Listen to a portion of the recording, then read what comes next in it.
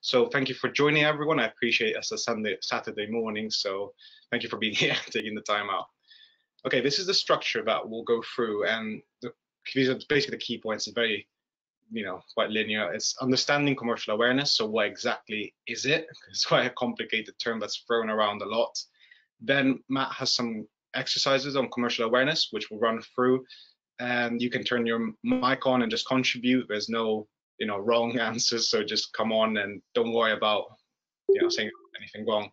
And then we'll have a Q&A session, as we said at the end, where we'll try and answer any questions. And if you have other ones, you can always follow up after this session. So the first slide, I'll just get started. Matt, you can just jump in whenever you want. But I think a great starting point is to think about what commercial awareness is, and it's why it's so important for the legal practice and to becoming a lawyer. Because many of us, especially I personally, was thinking when I was applying, why is it so important for me to know what's going on commercially when I'll be a lawyer? So it didn't really make sense to me. I thought being a lawyer just meant providing legal advice, and I didn't understand how commercial awareness, or what commercial awareness was, and how it fit into this, work and job. So commercial awareness for us, we believe it's a sort of skill rather than just a concept. So it's not something that one day you know commercial awareness and it's done. It's not tick box exercise in that sense. It's a skill, and as every skill, you need to practice it and train it every day to improve it. And it's an essential attribute for modern lawyers, because nowadays clients, they don't only want you to provide the legal advice, they want quick, efficient legal advice, in a few lines. You don't have to explain all the law behind it, but they also want commercial advice, so something that's practical in a commercial world. So what makes sense for their company to be successful and to be legally compliant, if that makes sense. So it's extremely important as a skill. On from that. Yeah, Matt, I guess, yes. I was just going to say, I completely agree. And I think as well, from speaking to people who are trainees already, I think that the learning curve never really ends. I think that commercial awareness is something you're always building, and you're always learning more. So even if you become a future trainee or a trainee, like, it really is something that you're going to need in your job, as I'm sure Ludo can tell me. And so, yeah, it's something that you'll always be developing and learning more about. Yeah, completely agree. It never stops, and that's even the beauty of it, because you just keep building on it, and stuff you learned yesterday fits into what you're learning today, and you kind of make links, and you grow more knowledge. So it gets quite fun, I promise. At the start it's a bit difficult, but then once you start building on it, it's quite enjoyable, and you start providing better advice to clients. So that's a great asset for a firm. And going on from that, from what Matt said, it's important to understand commercially what's going on. Being a modern lawyer means being commercial rather than just strictly legal. And it also comes down to what the firm wants. That is why one of the key questions you always get in an application form, or most of the time, as you've probably seen, is tell us about a news story you read and why it's relevant, why you chose it, stuff like that. And when I first did my applications, I always came in, I read that and I was like, well, I did not expect that to be there. I had no clue what I'm doing. Just went on BBC News or something like that and just picked the first story that I got and put it down. Like, summarized, didn't even think about it, didn't even understand why it was important. But then you go through application cycles, you understand, as we say, why being commercial is so important, and you build on that understanding, and you understand why it's important to answer that question properly and to build your commercial knowledge. Because we work in such a fast-paced environment, and Matt, I probably think you agree with this, but correct me if I'm wrong, it's so important to understand what's going on all over the world, business-wise, political, all these things tie in together, and then it's essential to provide legal advice. Yeah, I think as well, because I did a webinar last night on this, and someone asked about news stories and we were speaking about it. I think as well, what to remember is, like, find tangible links between the news story you're talking about and what you're planning, what you're writing. So if you've worked in Tesco's, find a story about Tesco's, something going on there, and then link it back to your experience as to why you find it interesting. Because more often than not, when you get to the interview stage, people who are interviewing you will have maybe not heard of that story, not seen that story, so they may end up asking you about it. So you want to speak confidently about whatever you're writing in that box, so that you don't trip up or feel pressured. So always talk about something that you know really well. Yeah, yeah. Being, creating those links is such an important thing. So thank you for sharing that, Matt. I completely agree with that. And it's such a, interesting way to tie in, as you say, your work experience with your commercial knowledge and stand out in an interview. And my next slide is just how to build it, because I think it's once you understand, the kind of try to figure out what commercial awareness is, you have to go to the next step, which is actually becoming more commercially aware. Basics wise, I would always say reading news stories, it's a great starting point. It can be quite, I want to say, not boring, but a bit tedious at the start, because you're met with all these big articles. But if you do a bit every day, I think it builds up and you get that compound, sort of interest of knowledge that you build every day, and you tie, as Matt said, some links between stories. And there's great resources. I mean, the legal lineup has some fantastic resources in general for aspiring solicitors. We at TBU provide very simplified news posts. You've probably seen them. They're 100 words each, so it's a great starting point for you to then take that knowledge and go build it on with other news sources. And you always want to try and think and challenge yourself. So try to exit your comfort zone. I think it's very easy to just narrow yourself down to one sector that you're interested in. For example, I don't know, M&A. If I really love M&A, I'll just focus on news stories from there. But both stories will probably tie in with other stories from other sectors. So I think it's essential for people to look at other sectors holistically and just try and tie and build links between these stories. And always ask yourself, why is this happening? Why should I be reading this? And understanding really why it's such an important skill to build. And when you've read the story, what does it really mean? Matt, I don't know if you wanted to add anything to this slide. Yeah, sure. I mean, the only thing I'd add to maybe make people a bit less stressed, because I guess that I mean is completely true. I completely agree with you. But also, I think that you don't necessarily need to know all news going on, because I think it's impossible to know absolutely everything. I definitely think you should consider why, and I definitely think you should challenge yourself in terms of learning new stories and stuff like that. But don't be scared if you don't know everything, because for me, I found it really hard to kind of keep up with absolutely everything that was going on. So yeah, just tailor your approach, I guess. Yeah. Of course, yeah. You're never gonna know everything that's going on. Yeah. Obviously, just try and do it. What you enjoy it, and do as much as you want to do. But obviously, the more you do, the more links you're able to try and find. And but use yeah, resources. I guess use resources like the business update as well, and other ones that you find particularly interesting to digest news, just because they're really helpful to kind of give you a snapshot of what's going on. yeah. Yeah, so, I mean, I agree with that. How to explain a story. I think this is another point that's quite important, obviously, because once you get to the interview stage, there's going to be quite likely there's going to be a question saying, okay, tell us about a news story, tell us how potentially could affect our law firm or department, stuff like that. I've been asked that, and I think it's quite a frequent question. So it's useful to understand, or probably Matt, from us to get some insight into what we think would be useful to know. And I always think it's important to show your ability to first understand the story you're talking about, then who, as in terms of stakeholders, people involved, companies, and also markets that are involved within it.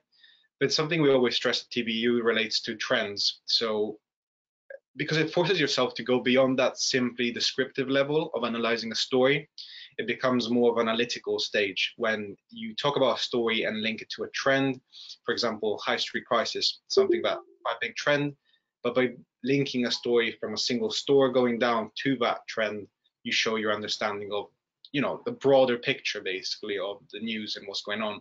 And then you always want to link it to the law firm and the clients, because at the end of the day, that you're interviewing, if you're interviewing for a law firm, that's what they're interested in hearing, how it will affect them, how it will affect their clients, and once it affects their clients, how they can provide services to help them out.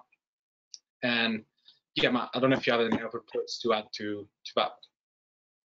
No, completely. Yeah, I completely agree. The only additional thing that I'd say that we spoke about yesterday was be careful with which story you pick, I guess, because a lot of the time people pick topics like, for example, Brexit was a big one that people picked, and that's what we were saying yesterday. And then now I assume that it will be COVID. So I guess just make sure you pick a story that really interests you, so that you can follow all that path that Ludo just said, and explain it very well, and not feel like you're writing the same story as everyone else. Yeah, definitely picking an interesting story is, it helps, let's say, but there's no such thing as a right story. And obviously, you want to pick something that's not massive, as you say, like Brexit or COVID, because that's going to be impossible to talk analytically in however minute, let's say 10 minutes time. So yeah, definitely, Matt, great point there on choosing a story. It's a very important thing to do. And going on from that, this is a structure. Obviously, we can provide these slides after to your emails, but it's just a simple structure that I think would help you when going in an interview and analyzing a story. And it's something we've discussed in past webinars, and people have said it's worked well for them. So hopefully it can be helpful for everyone joining us today.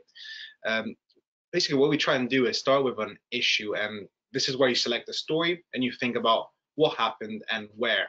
So here's an example story I think we chose was about A&O and Clifford Chance advising on a bond in Indonesia. So as you can say for the issue, so as you can see for the issue section, we just talk about there's been an Indonesia bond and being issued. That's the first starting point. Then we talk about the context. So who's involved, who's impacted.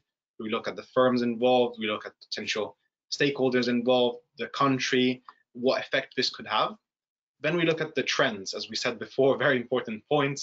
And this was quite a story that happened quite a while ago, but it related to the economic fallout caused by COVID-19 and how governments were taking on these new measures and to sort of survive this period basically. And bonds was quite a common approach to it.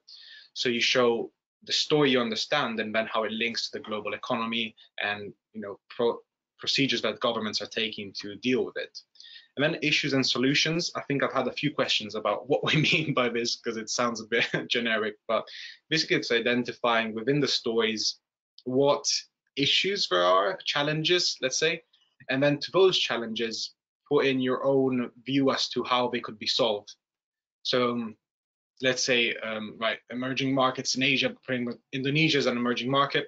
So what sort of issues could it have when dealing with a global, economic fallout caused by COVID-19? It's already potentially struggling a bit. So this is quite a big hit. And in terms of solutions, you then talk about the bond and how the bond could help with dealing with these problems, if that makes sense. So always try, I think it's a useful point because it shows what you would have to do as a lawyer. Basically, you get problems and you need to provide solutions. And in this case, you provide commercial solutions, which shows your interviewer, all right, he knows what he's talking about. He's providing some great commercial points here. So yeah, it sounds good. And then the last point is the link to law firms and departments. And I think this is also a great opportunity for you to bring in your interest on what you want to work in. So if you have a department that you're interested in, mention it and tie in the story. And it's a great way to show your understanding of the department, the story, and your passion for working for that firm and for that department. So yeah, I think that's quite a useful sort of guideline. I don't know, Matt, if you had any additions to it or stuff you guys usually suggest. Yeah, no, this is great. Yeah, I mean, the one thing that I missed out when I was doing it, which it took me a while to realize, was the solution part. I really think the solution part is really important to the issue. And it's something when I was learning about it and stuff, like I didn't even think about it, but then eventually I picked it up that I needed to actually provide some kind of solution to the problem. I think I was talking about cryptocurrencies in one of mine because I'm really interested in that area, and I spoke about its blockchain and its technology and how it can be implemented in smart contracts, and then I spoke about the issues with it and how it can be overcome by developing with coders and lawyers to kind of find that solution. But yeah, definitely important. No, yeah, absolutely. I think it's the hardest point, I think, because you have to think, right, what's problematic here and how do I solve it, which is not an easy thing. But if you just give it a go, I think it's better than not doing anything. So yeah, just try and practice it. And as we said, it's a skill, so you get better over time at it. And with this too. Let me just go. Yeah, that's basically the structure. got some nice animation. Okay, Matt, if you want to just take over, I'll let you speak. Sorry. Yeah, sure. I'm just pulling up the exercise. Yeah, so this was something that someone asked me. Well, I've been asked quite a few times about, how can you show your commercial awareness and different stakeholders in a business without necessarily being obvious? So, in a situation, you might be asked by an interviewer like what stakeholders are involved, and that's easy to drop in. But another situation might be like if they say to you, party A supplies party B and they fail to deliver on time. In this situation, you might be asked whether party A should resolve this issue or sue party B and find another provider. Your likely answer is going to be party A should resolve this with party B rather than sue, because that way they can preserve the relationship. A secondary reason, which is potentially, a commercial one, is to discuss other stakeholders like customers or employees. This is because if they spend time switching suppliers, this could create like a lead time, and that essentially means that they'd have like a gap in sales, and that could potentially cause also a loss in quality if they were to find another supplier. So essentially, when you talk about stakeholders, you can demonstrate that there's like a multiplier effect, and by doing so, that kind of helps explain your commercial awareness a bit more, because you realize that there's other things that are going on for the business, and one thing can affect a lot of things, and have like a chain reaction. So yeah, that was the first exercise that I wanted to talk about. The next one should be a bit more interactive. I'm not sure if I can move along the slides. Oh, got it. Okay, yeah, sure. So, I mean, anyone feel free to put in the chat box or turn off your mic and say, what kind of things the supermarket, like Tesco, let's say, think about when they're setting up a new location. And you guys can give me a couple, and then I'll tell you ones that I thought, unless you say all of them.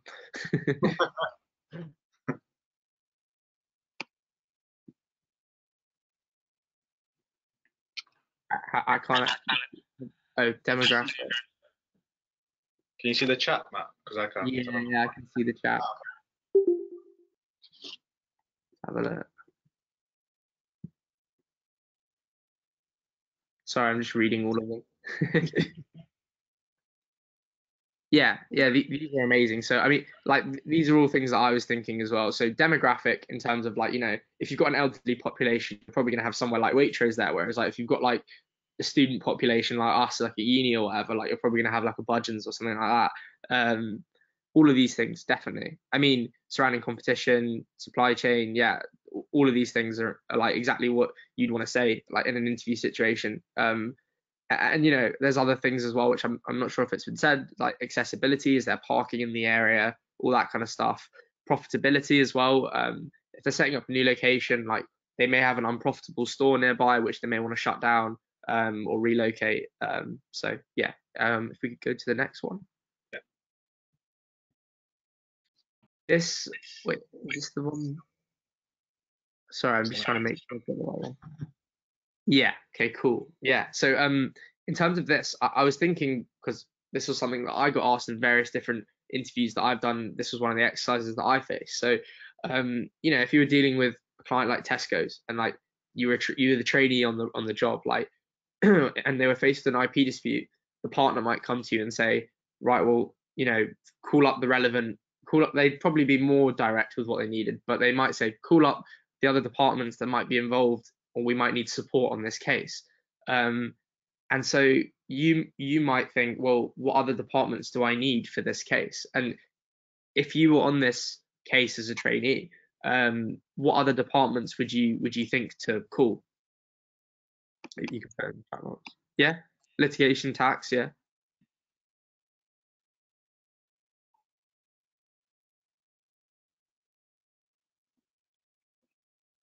Sweet, yeah.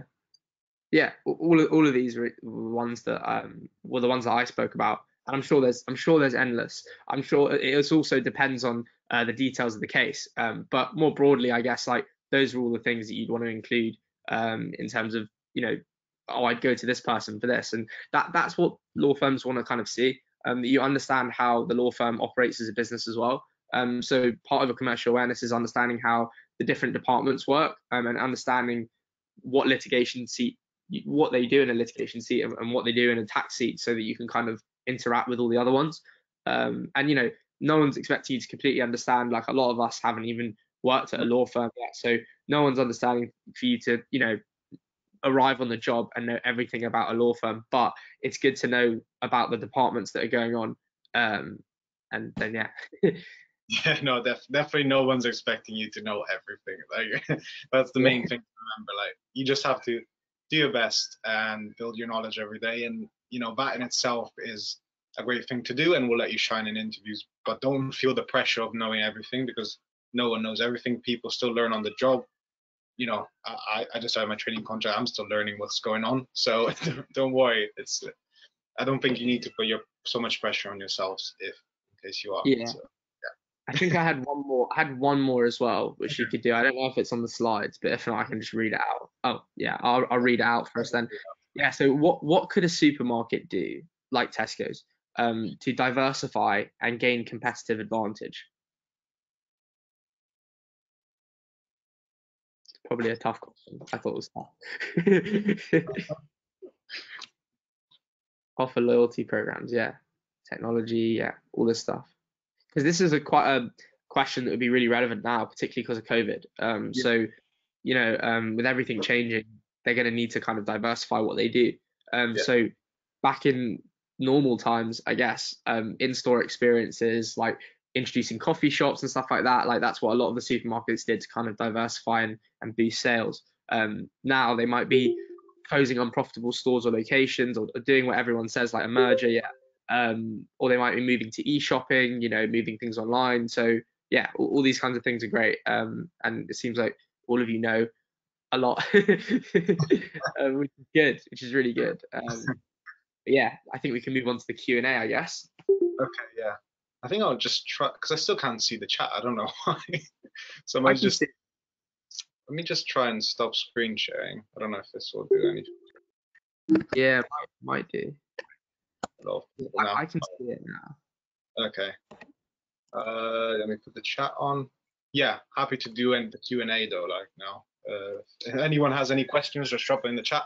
Or if you're feeling a bit more brave, you can just put your mic on and just speak with us.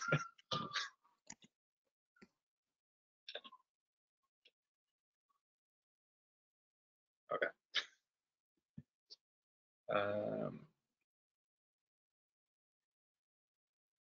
Okay. The first question I saw is about analyzing a story. So I'd like specific tips to give an impressive analysis to a story. I would refer back to the structure. I don't know, Matt, after you can just jump in. But I would refer back to the structure we gave because it's so linear and just easy to get the story put into the different parts, and it forces you to be analytical and be impressive in an interview, I think.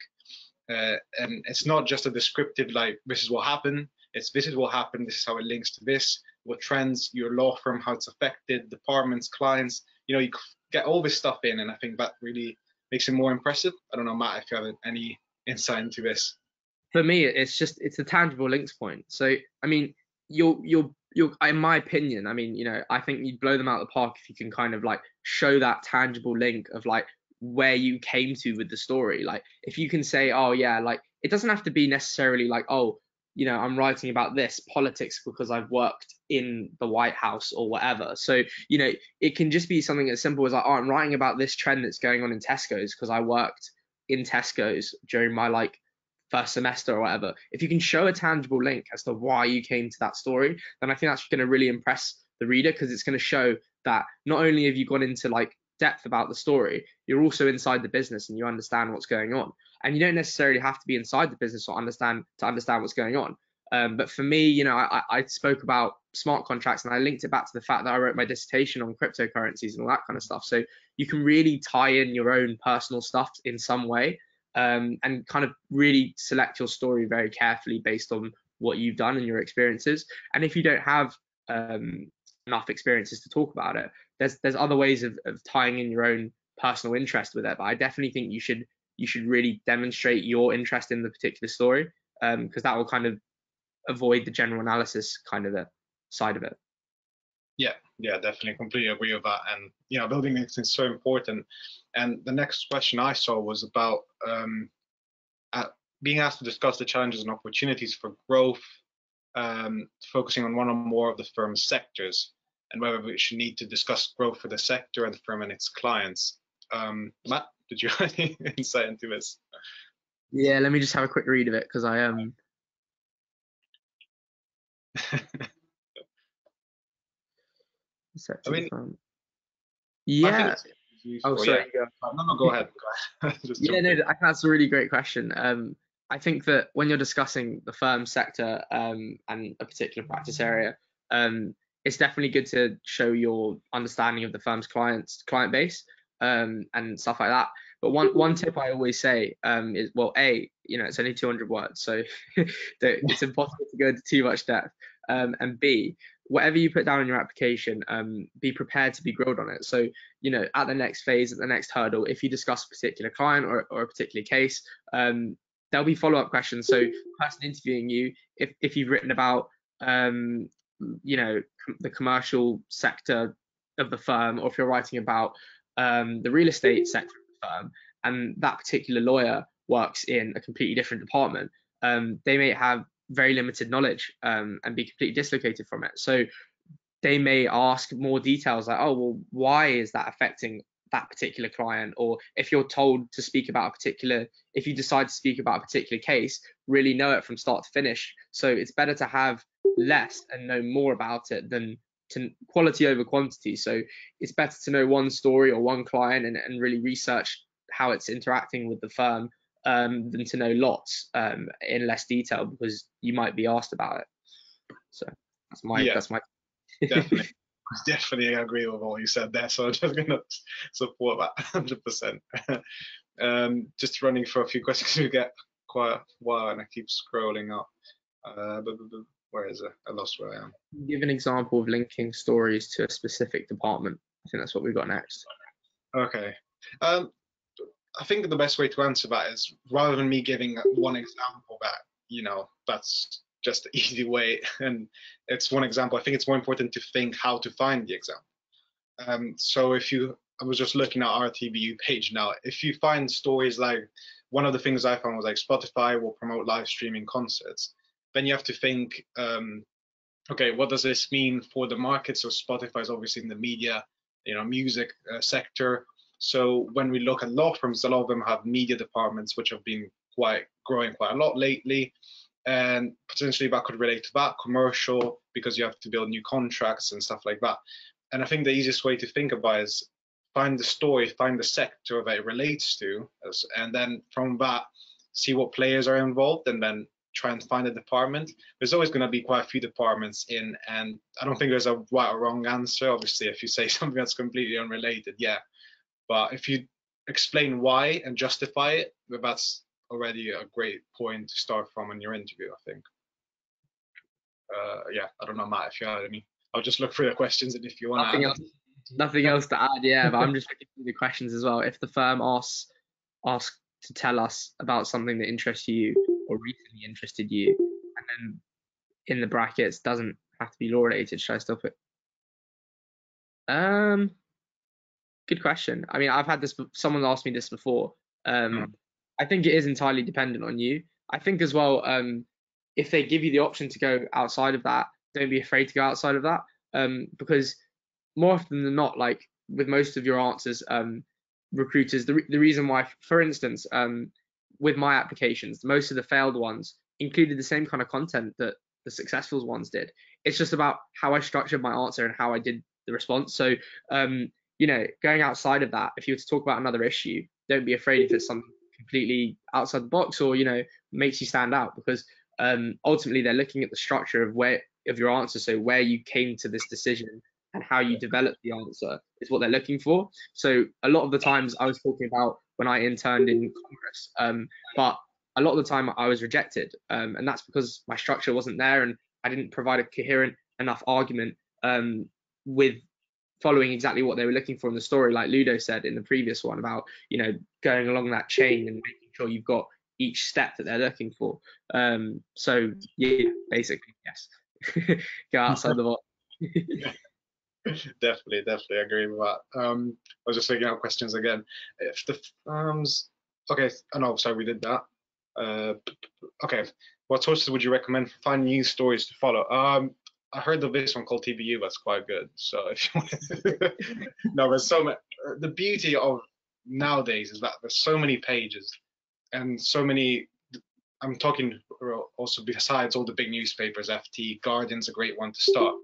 But so many startups from students, like I don't know, got the Corporate Law Academy, you've got Little Law, you've got TBU, so many people that just went in and tried to simplify it. So there's so many pages, and that's what I really like about nowadays being trying to find these sources, because when I was applying, they weren't there simply. So it was a bit harder in that sense. But if you were looking for newspapers, I just love the Guardian because it's more simple, and it's a rather than the FT. Like FT becomes a bit more complicated, but it's something you can build towards to. So yeah, just have a look at those resources and then newspapers. I don't know if Matt had any other suggestions. All I was going to say was we are in a period of time where there is just so much in front of you. There's so many different resources, like Little Law, like they're really great. I've worked with them, TBU, like all these different resources are great. But I just think you really need to like pick the ones that really interest you and just focus on that, because I think when there's so many, like they'll be writing on loads of different topics and and I think that could stress you out. So I really think that focus on the ones that really interest you, pick ones that you find really interesting and just stick with that, rather than try and know absolutely everything, because there is more resources now in the commercial awareness space than ever. So no one's expecting you to kind of follow every single page and know absolutely everything. So just make sure you're happy with the ones that you do follow. Ooh, how long will interviewers generally expect you to speak about a news story in an interview, Matt? What do you think? I don't think it's like. I mean, it depends who's interviewing you. I guess they might be particularly grilling, but no, I think just a couple minutes. I mean, you just wanna do what you would do in a client meeting. I imagine. You wanna just like, well, I can't imagine because I've not done it, but I imagine if you walk into a room and you're speaking to Tesco's, who's your client, they might say, "Oh, did you see what happened with our supply chain issue?" And you'll just be like, "Yeah, crazy. X, Y, and Z happened." And then that's it. It's just like understanding that having that conversation with whoever your client is, and knowing what they're going through, and being there with them, knowing what challenges their company faces. No one's saying you have to know absolute essays about it, but just so you're on top of things with whoever your clients are. Yeah, just make sure you hit those points and you should be fine. But yeah, don't go on for like 40 minutes or something, basically. Yeah. Oh, just a quick Fim asked about TBU Buddies. Basically, it's a program. I don't know if people have heard about it. It's a program where we're organizing groups and followed by one sort of mentor. And you come in weekly for 1 hour sessions and you discuss news stories. So if it's something that you're looking to improve in terms of commercial awareness, trying to find a place to talk about commercial stories and build your confidence, then apply to that. It's on our pages on Instagram. I think the deadline is like closing today or tomorrow. So, or maybe it's, yeah. So get in as soon as possible. We'll do other ones, but yeah. Sorry, quick detour, but yeah, I'll be putting in some resources in the end as well, some free resources, guys. So stick around, and yes, I'll put all the links in the chat box for you guys to download. So they should be helpful, hopefully. Yeah, that's helpful. We'll just put them in the chat box. Next question. So I keep losing my. Oh. Okay.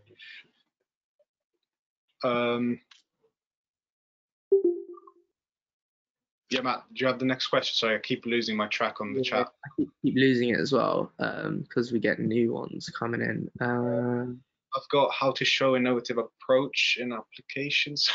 Every time I scroll up, I keep going down. Sorry, guys. Yeah, I was trying to scroll up. Sorry, guys. One sec. I'm trying to find it. Okay, the one I've got is how to show innovative approach in law applications. I don't know how you want to answer this. In terms of innovative approach and applications, I think that's more generally, I think you're speaking about. So in terms of more general innovative approach, I think it's really about you. So me and Ludo can sit here all day and tell you about what we did to kind of stand out. But me and Ludo are completely different in terms of our experiences, in terms of our non-curricular interests. And that's what law firm want. They don't want everyone to be the same. They don't want robots. So you can stand out, you can be innovative by demonstrating what you're interested in and what hits home for you. So if you're interested in running or you're interested in a particular instrument, as long as you demonstrated how you've gone about developing those skills, you can stand out much better. And to be innovative in your applications, to demonstrate, I suppose, the skills that they would look for.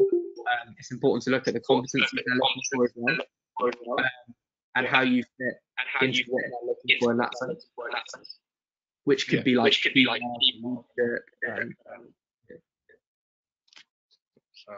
Yeah, I don't completely agree with that. It's definitely about you, and it's not one way is the right way. Basically, definitely put yourself in there. Show yourself. Basically, be you. I think there's an echo by the way, leading. Oh, sorry. It might be because of us.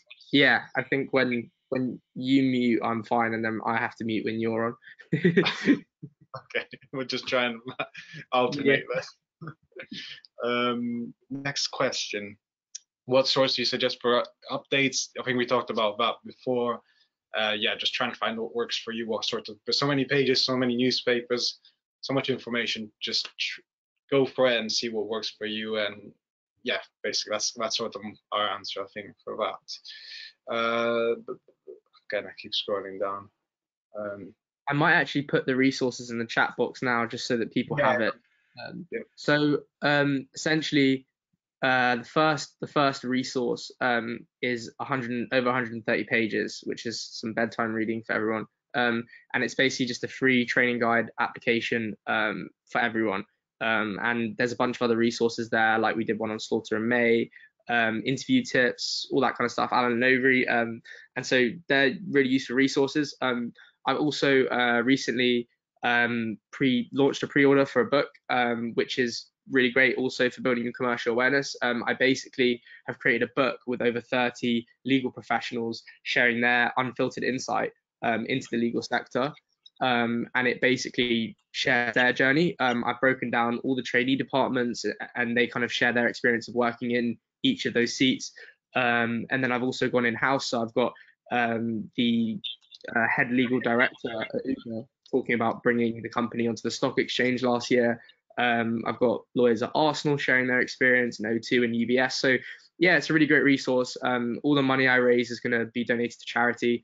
So if anyone would like to order that, feel free to buy a Kindle edition. If you don't have a Kindle, that's absolutely fine. Like, it'll come through as an ebook. And yeah, it says it's released in January, but I'm going to bring that forward. It was just to take the pressure off. But yeah, here you go, guys. All the resources, lots of links.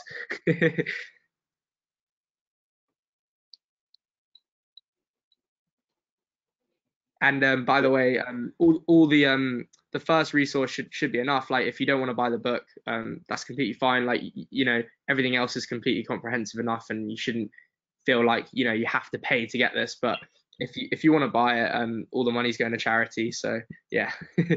Right. Sorry for the digress. Let's. No. Great resources there. So yeah, definitely. I mean, as you say, the money is going to charity, so it's a win-win. Yeah. What's the next question? I think we've got Tamana has a few questions. Sorry, I keep scrolling up, and then I'm. It's like, okay, oh my. I keep scrolling up, and then I'm just. Yeah. I'm gonna scroll. I've got, what is a typical commercial awareness question that comes in interviews?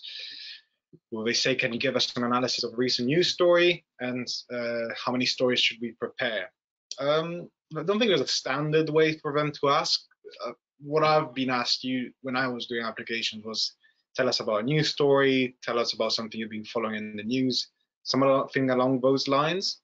In terms of stories to prepare, I think one story prepared well is probably better than 5 stories summarized very briefly, if that makes sense. As Matt was saying before, quality over quantity. Yeah, Matt, I don't know if you had any insight into this question. Yeah. No, nothing else to ask. Nothing else to add. But someone did just ask. You know, sorry, they asked if it's possible to practice the Watson Glaser for free. And so in the document, literally, just if you read the first link, I've put in links to different Watson glazes where you can practice different diagrammatic and psychometric tests that you can practice in this document. I've also given past papers that I did, the grades that I got, and like how I progressed. So a couple that I suggest in the thing are Job Test Pro and Assessment Day. Job Test Pro you have to pay for. Assessment Day provides some free resources. So just check out the doc, and it should help out in terms of answering these questions. Fantastic. That was really useful. Yeah, let me just, sorry. In terms of questions we had before, I'm just scrolling through the list. If they don't ask you, Matt, what do you think? If they don't ask you in an interview about a news story, would you still kind of bring your, talk about something? I think that was one of the questions after, if that makes sense. Let it flow naturally. So as in like, if you're talking about, if they've asked you a question on, what's one of our clients' biggest challenge in the next 12 months, you might want to bring in a news story there. But I think don't feel pressured to unnecessarily demonstrate commercial awareness just to show that you got it.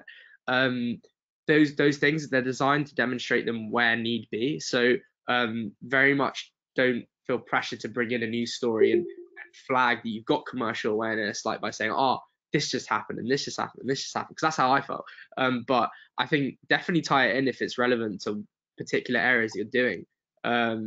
But for instance, the intro exercise, I'll be talking about this on Monday with BPP actually. We're doing a webinar, and slight plug, sorry about that. That's right. But yeah, no, in assessment day centers, like, the intro exercise, like that's designed just to show your legal drafting skills and all that kind of stuff. So different aspects of the assessment center is designed for different things. So don't feel pressured to kind of bring in things that aren't necessarily relevant to certain periods of time that you're doing in the assessment center. Yeah.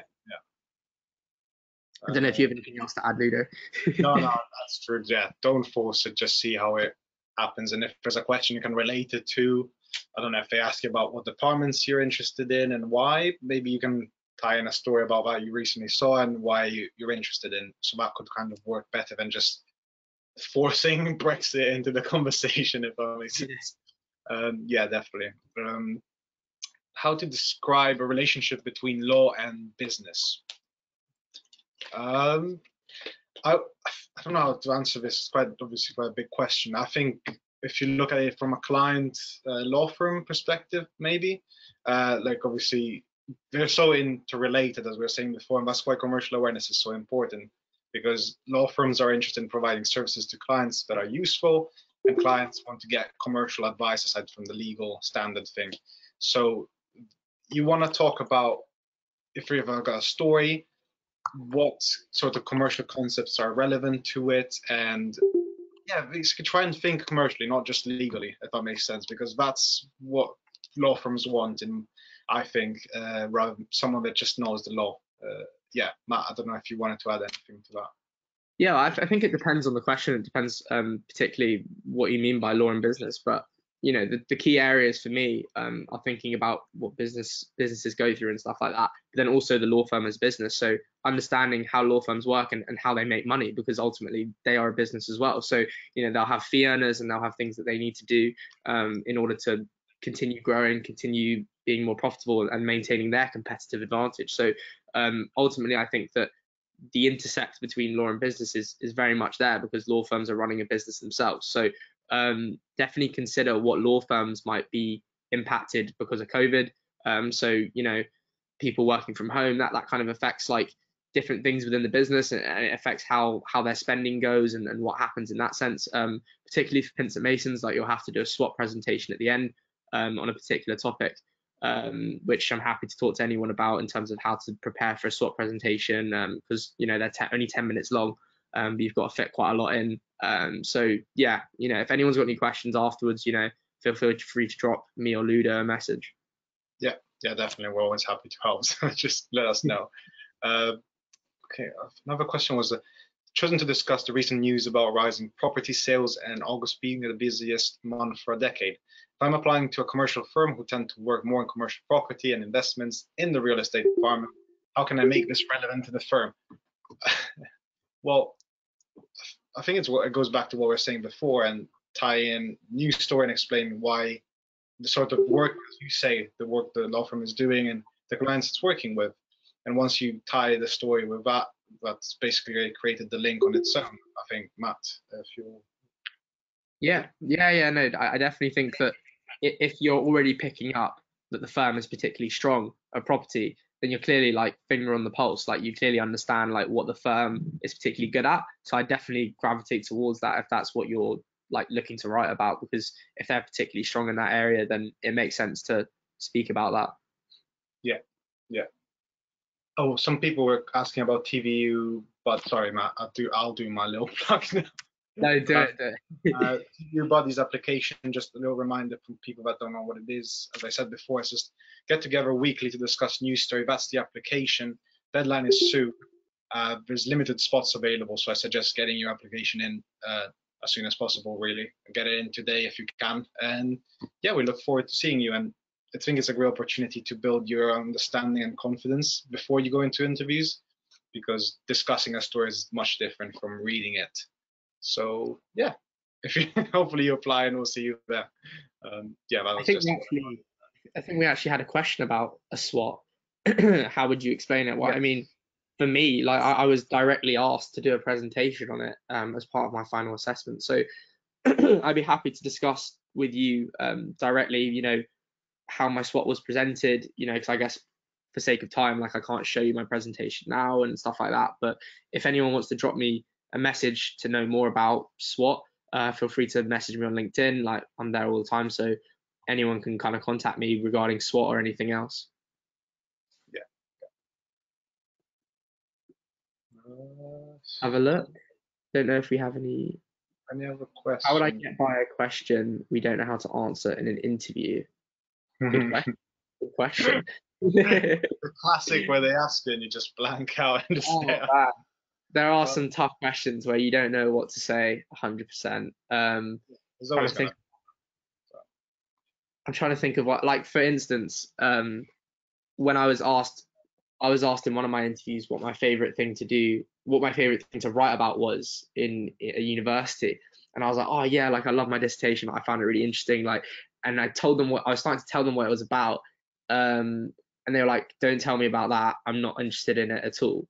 Like, as in, I'm a different kind of lawyer, like I'm not interested in that. I was like, okay, and I started speaking about an essay that I wrote that I thought was really interesting, and the lawyer kind of like said, I disagree and here's why. But really what they were doing is kind of just testing me to see if I was A, combative, or B, like, was able to like think on my feet.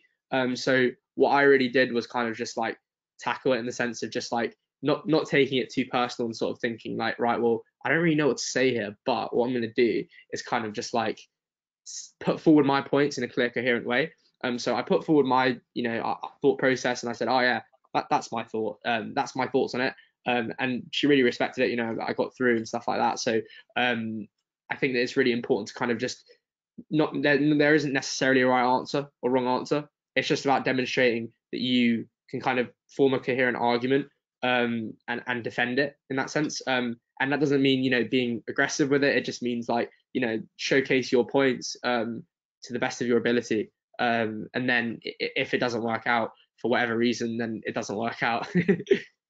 Yeah, just give it a go. I mean, it's better to say something than just to stare at them.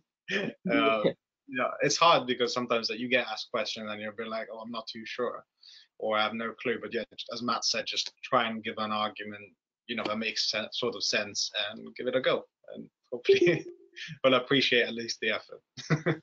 Yeah. I think the next question we've got.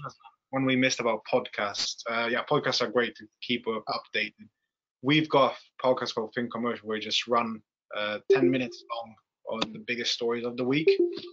But other podcasts, do you have any recommendations, Matt? I don't. Well, I think that there's a lot of podcasts as well. So I think that really just I'd say pick a podcast, pick a commercial awareness like TBU or Little or wherever you want to go for your digest, and just pick a couple things that really interest you and just stick to them because you like them. Because I think if I was applying in this window, I find it really difficult to keep up with like all these different like channels. Like it's like amazing, but like it's just impossible to do everything. So just pick a couple that you find really confident, and whatever works for you. Like if the business update works for you because you like reading the commercial digest, or if you prefer audio podcasts, just listen to podcasts. So it's really just about what your preference is and what's easiest for you in your day. So yeah, Yeah, definitely. I think we've got a few more at the bottom. Yeah. So the next one we got is, would you recommend speaking with business owners you know personally to improve commercial awareness? And what kind of questions do you specifically ask? It's a good question. Yeah. Like, I mean, I definitely like, there's no harm in it. Like, as in, remember though as well, like the type of business owners, like when you're at a large scale commercial law firm, the challenges that your clients might be facing might be completely different to a small business owner or a medium-sized business owner. So have that in the back of your mind. But equally, any business owner is going to be facing things on a smaller scale or a different scale to another company. So if you know someone who owns like a pharmaceutical business, owns like a pharmacy, you can ask them about supply chain issues. You can ask them about, what's the lead time, or what's the when I place an order, like how's that changed in terms of how I supply goods to my people, to my customers. So if because of COVID there's been a delay, how has that affected how they run their business? Have they been unable to get certain stock in time to supply things to customers, and has that had an effect of making customers go to their competitors or to other pharmacies in the area to kind of get what they need? Has that meant that they've had a loss in profit, a loss in sales? So those are the kinds of questions that you'd like to ask someone like a business owner, stuff like that. Yeah. Yeah, and as you say, business is just everywhere. Like the person selling newspapers at the end of the street is business. Yeah, the guy that owns a pharmacy, as you say, I think it's a great way to get a real first-hand insight into it. And as Matt said, there's some great questions you can ask to get some insight that potentially you wouldn't get from newspapers and stuff like that. So yeah, I really like that approach actually. So very interesting question.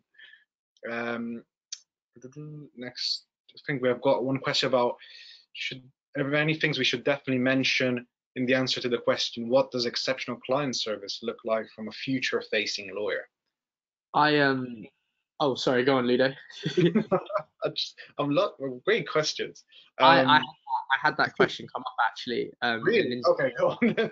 Yeah, well, I had it was, what makes a successful lawyer instead of a good lawyer. So, what I spoke about, and this was a video interview that was unmanned. So I was kind of just looking at myself on FaceTime and just talking to myself for a minute until the timer ran out, which was stressful in itself.